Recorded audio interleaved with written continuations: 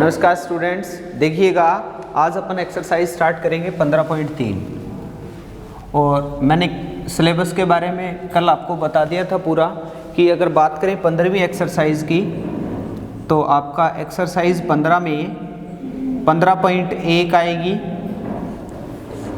15.2 आपकी सिलेबस से हट चुकी है। तो आज हम स्टार्ट कर रहे हैं 15.3 और 15.3 के जो भी क्वेश्चन हटे हैं वो मैंने कल आपको करवा दिए हैं। बाकी मैं दोबारा से फिर बता दूंगा जो प्रश्न सामने आएंगे वो, ठीक है। तो आपका 15.3 का पहला क्वेश्चन है 14 सेंटीमीटर भुजा वाले वर्ग। आपको एक वर्ग दिया गया है 14 सेंटीमीटर भुजा वाले वर्ग में बने अंतवर्त की परिधि ज्ञात कीजिए। देखिएगा एक वर्ग है आपका ए, बी, सी और डी। वर्गाकार आकृति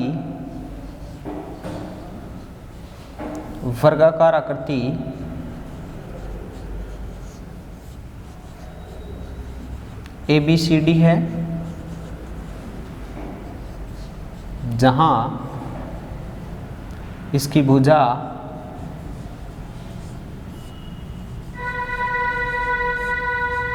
14 सेंटीमीटर है।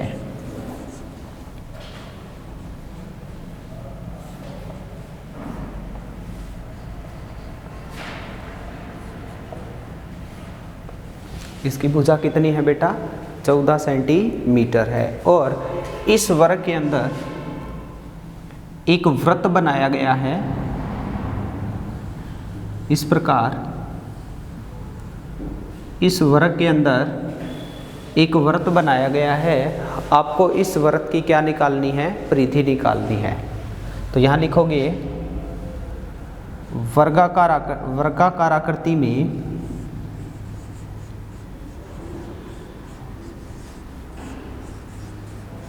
एक अंतःवृत्त है, अंतःवृत्त है। अब बेटा मेरे को ये बताएं कि अगर ये 14 सेंटीमीटर, ये 14 सेंटीमीटर, तो वृत्त का व्यास भी कितना होगा? 14 सेंटीमीटर। तो वृत्त का व्यास है d बराबर है आपका 14 सेंटीमीटर। आपके वृत्त का व्यास है OA B, यहाँ AB वृत्त का व्यास है। अगर ये 14 है, ये 14 है, तो ये भी कितना होगा बेटा? 14 सेंटीमीटर। अब आप देखिएगा अगर वृत्त का व्यास 14 सेंटीमीटर है तो वृत्त की त्रिज्या होगी 14/2 अर्थात 7 सेंटीमीटर। तो आपकी वृत्त की त्रिज्या है 7 सेंटीमीटर। अब अपने को ज्ञात करना है अंतवर्त की परिधि। तो वृत्त की परिधि क्या होती है? 2πr, 2 × 22/7 इंटू में r कितना है? 7, 7 से 7 कट गया, 22 दूनी कितना आ गया? 44 सेंटीमीटर। अतः आपकी वृत्त की परिधि है वो 44 सेंटीमीटर है। उम्मीद करता हूँ ये प्रश्न आपको अच्छे से समझ में आ गया होगा। और एक बार फिर से थोड़ा सा रिपीट कर देता हूँ। आपको एक वर्ग दिया गया है ABCD और इस वर्गाकार आकृति ABCD में इसकी भुजा आपकी 14 सेंटीमीटर है। भुजा आपकी कितनी है बेटा? 14 सेंटीमीटर। अब वर्गाकार आकृति में एक अंतःवृत्त है, तो इस वृत्त का व्यास D बराबर है 14 सेंटीमीटर, तो R बराबर आ गया आपका 7 सेंटीमीटर। तो वृत्त की परिधि होती है 2πr। तो 2 × 22/7 इंटू में R कितना है? 7, तो 22 दूनी कितना आ गया? 44 सेंटीमीटर। यहाँ तक समझ में आ गया होगा। क्लियर है कि नहीं बेटा पहला प्रश्न? उसके बाद देखिएगा दूसरा प्रश्न आपका।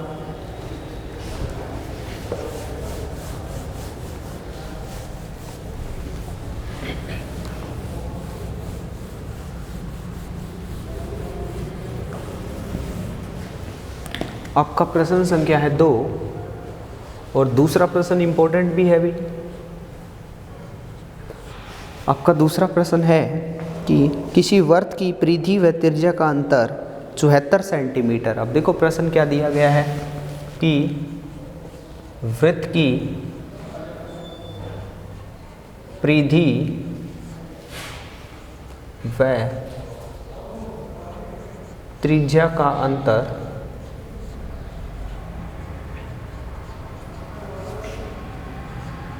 74 सेंटीमीटर है। वृत्त की परिधि और त्रिज्या का अंतर है वो 74 सेंटीमीटर है। उसके बाद आपको क्या ज्ञात करना है? वृत्त का क्षेत्रफल ज्ञात करना है। अब देखिए बेटा, वृत्त की परिधि की बात करूं मैं तो वृत्त की परिधि होती है 2πr, जहां वृत्त की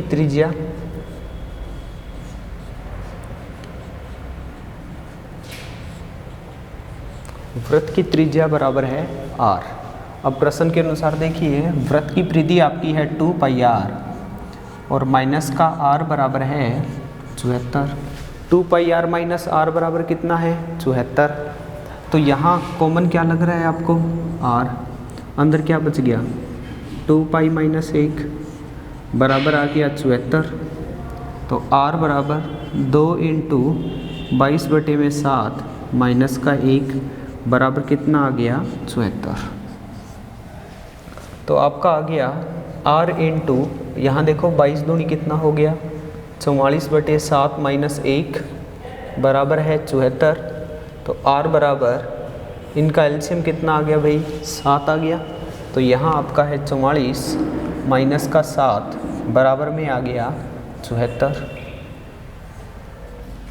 तो r बराबर इंटू में 44 में से 7 गया, 14 में से 7 गया 7, 37/7 बराबर है 74 और r बराबर है 74 इंटू 7/37।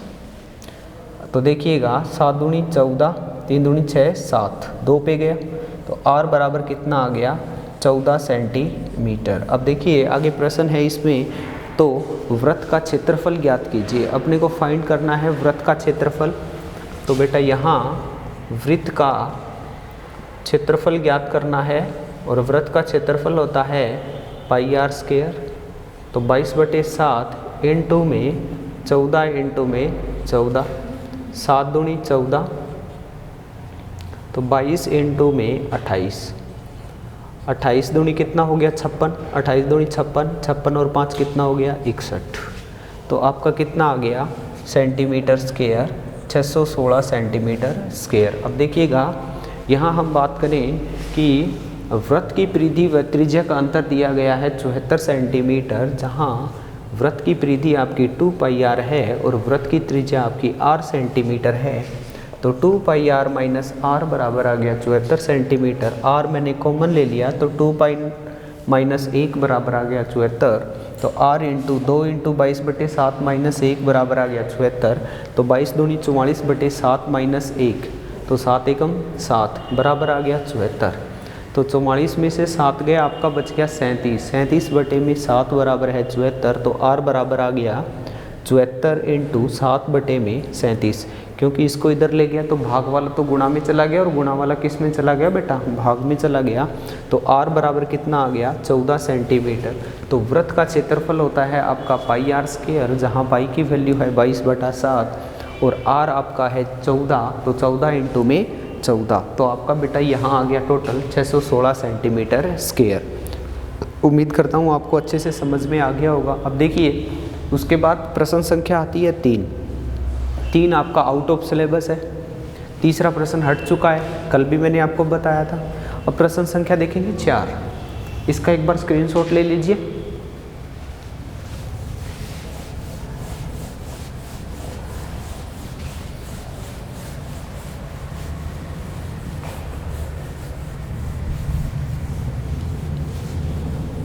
आपका प्रश्न संख्या है 4।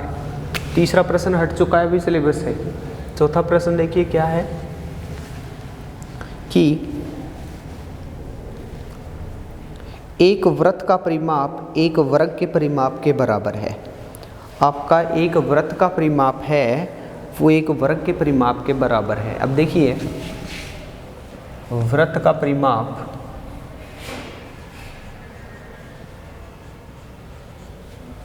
बराबर है वर्ग के परिमाप के बराबर है।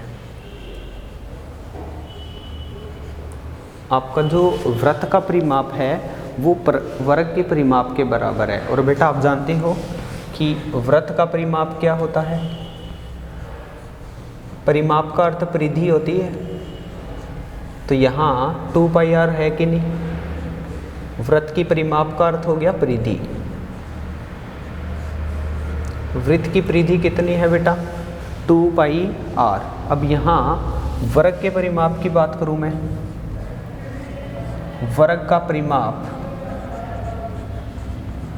आपका होता है 4 इंटू में भुजा, 4 इंटू में भुजा। अब यहाँ मैं बात करूँ प्रश्न के अनुसार तो आपका वृत्त की परिधि कितनी है? 2πr बराबर है आपकी 4 इंटू में भुजा।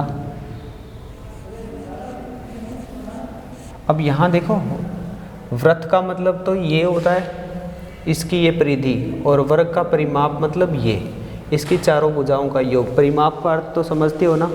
परिमाप का अर्थ होता है चारों भुजाओं का योग। अब यहाँ देखिए 2πr बराबर है 4 इंटू में भुजा।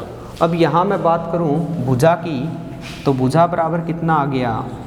अब बेटा देखिए 2πr तो अपनी जगह है, 4 इधर गुणा में इधर आते किस में आ गया? भाग में। 2 1 जा 2, 2 2 जा 4, तो कितना आ गया बेटा? πr बटे में 2।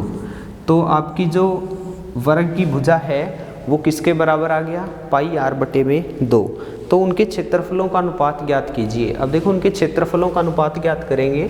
अनुपात का मतलब सबसे बड़ी बात है, पहले तो हम निकालेंगे वृत्त का क्षेत्रफल,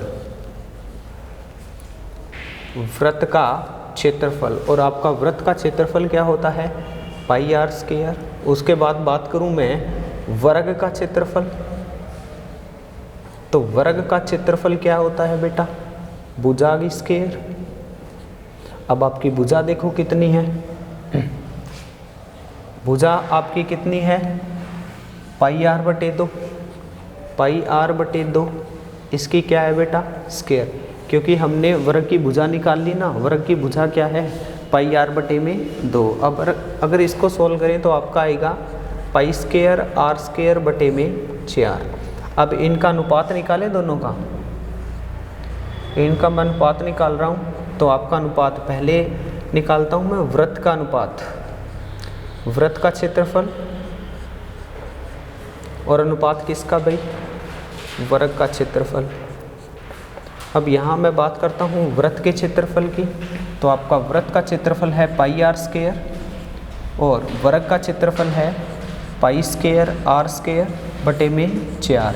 r² से r² कट गया, स्क्वायर पाई कट गया, यहाँ बच गया 1 और यहाँ बच गया बेटा पाई बटे में 4। 4 को मैं इधर ले गया तो आपका आ गया 4 पाई, और पाई की वैल्यू कितनी होती है? 22 बटे में 7। तो यहाँ मैं बात करूँ तो 4 अनुपात 22 बटे में 7, और 7 इधर गया तो 7 चौके कितना हो गया? 28। 28 अनुपात 22, और इसको काट दें तो कितना आ जाएगा? 14 अनुपात 11।